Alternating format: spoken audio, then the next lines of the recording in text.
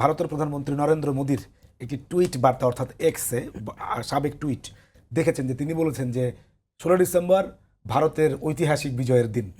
এখন জামাত ইসলামী যে কথাটা বলার চেষ্টা করছে তার সঙ্গে এটার মানে প্রাসঙ্গিকতা খুঁজে পান কিনা, বা আসলে তার এই বক্তব্যকে একজন মুক্তিযোদ্ধা হিসেবে আপনি কিভাবে দেখেন? না না, একজন মুক্তিযুদ্ধ হিসাবে তো এটাকে ধিক্কার জানানো ছাড়া আর কোনো বিকল্প নাই।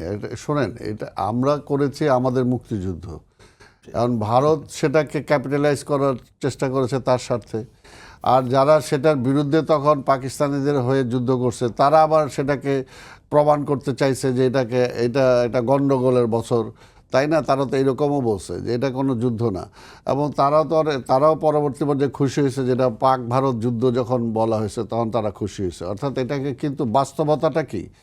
বাস্তবতাটা হলো যে এই ভূখণ্ডে একটা বাংলাদেশ নামে দেশের জন্ম হয়েছে 71 সালের 16 ডিসেম্বর। 25 মার্চ থেকে শুরু করে 26 মার্চ থেকে শুরু করে সশস্ত্র যুদ্ধের মধ্য দিয়ে। এটা তো ইতিহাস। বাংলাদেশটা যে জন্ম লাভ করছে একটা স্বাধীন দেশ, এবং ইউএনওর যে চার্টার অনুযায়ী বাংলাদেশ একটি স্বাধীন দেশ, এটাতে অস্বীকার করার কোনো জো নাই। এবং সেটা যে আমরা যুদ্ধ করেই আমরা জয় হয়েছে, এইখানেই তো আজকে ভারতের এই সমস্ত কৃপণতার কারণেই তো ভারত যে বাহবাটা পাওয়ার কথা আমাদের কাছ থেকে সেটা পায় না। আমরা তো একটা মুক্তিযুদ্ধ হিসাবে আমরা স্বীকার করি যে শেষে ভারত আমাদেরকে অনেক সহযোগিতা করেছে, এই যে বন্ধু রাষ্ট্র হিসাবে। যদি মনে করেন আমরা সেখানে গেছি, আমরা ট্রেনিং থেকে শুরু করে সব কিছু সেখানে নেওয়ার সুযোগ আমাদের হয়েছে, যে না হলে হয়তো আমাদের অসুবিধা হতো।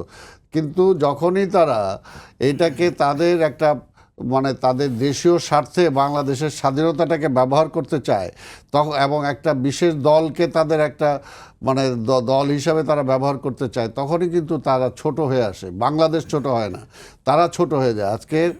আজকে ভারতের প্রধানমন্ত্রীর এই স্ট্যাটাস দিয়ে ভারত ছোট হয়েছে, বাংলাদেশ ছোট হয়নি, এটা বলবো।